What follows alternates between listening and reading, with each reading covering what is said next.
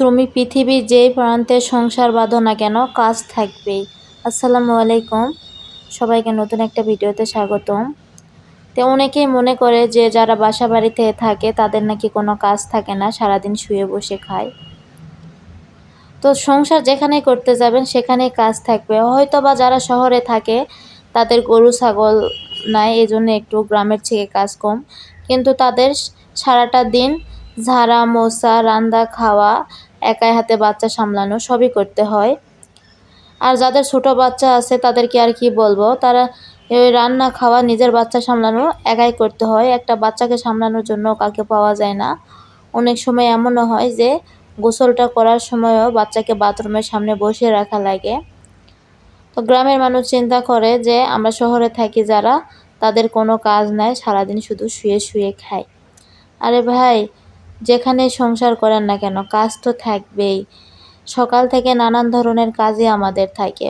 হয়তো যাদের গরু ছাগল আছে তাদের থেকে অনেক কম, কিন্তু একটা জায়গায় সংসার করতে গেলে কিন্তু রান্না খাওয়া মাজা আর বাসা বাড়িতে থাকতে গেলে প্রত্যেক দিন যে কাজটা করতে হয় সেটা হচ্ছে বাসা পরিষ্কার করা, প্রত্যেক দিন বাসার ফ্লোর মোছা, এই মোছামাছি আর ধোয়াধাই এইটা বেশি। গ্রামের মানুষেরা তো আপনার ঘর যদি একদিন মুছে পরিষ্কার করে তো আবার 1-1.5 মাস পর কি 2 মাস পর আবার পরিষ্কার করে, কিন্তু আমাদের তো প্রত্যেক দিনই করতে হয়।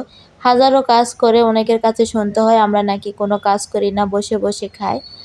দুপুরের পর থেকে ফ্রি থাকি, দুপুরের পর থেকে সবাই ফ্রি থাকে, দুপুরে রান্না খাওয়ার পর থেকে সবাই একটু বিকাল পর্যন্ত ফ্রি সময় কাটায়। আমরা একা নাই, সবাই কাটায়। তো আজকে সব কাজ করে দুপুরে রান্না করার জন্য চলে আসছি। তো আমি মুরগির মাংস রান্না করব আলু দিয়ে, আর এখানে চিংড়ি মাছ দিয়ে মূলার শাক রান্না করব। তো মূলার শাক কার কার পছন্দের জানাবেন।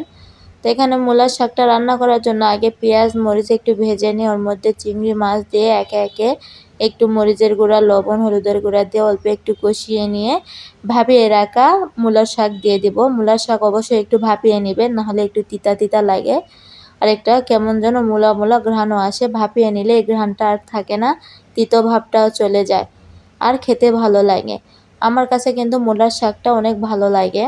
তো কার কাছে কেমন লাগে জানাবেন। খালি তো শাক রান্না করলেই হবে না, শুধু তো শাক দিয়ে ভাত খাওয়া যাবে না। তো অন্যদিকে আমি মুরগির মাংস আলু দিয়ে রান্না করতেছি, আবার আলু না দিলে আমার মেয়ে খাইবে না। তো এখানে মুরগির মাংসটা ভালো করে কষিয়ে কষিয়ে রান্না করতেছিলাম। তো হুট করে রান্না করতে করতে আজকে গ্যাসটাও ফুরিয়ে গেছিলো, তাই রান্না করতে অনেকটাই দেরি হয়ে গেছে। এই রান্নার মাঝে যদি হুট করে গ্যাস ফুরে যায় না, তাহলে আমার একটা টেনশানে পড়তে হয়। তো এখানে আমার সব রান্না শেষ। সবাই ভালো থাকবেন, সুস্থ থাকবেন। আল্লাহ হাফেজ।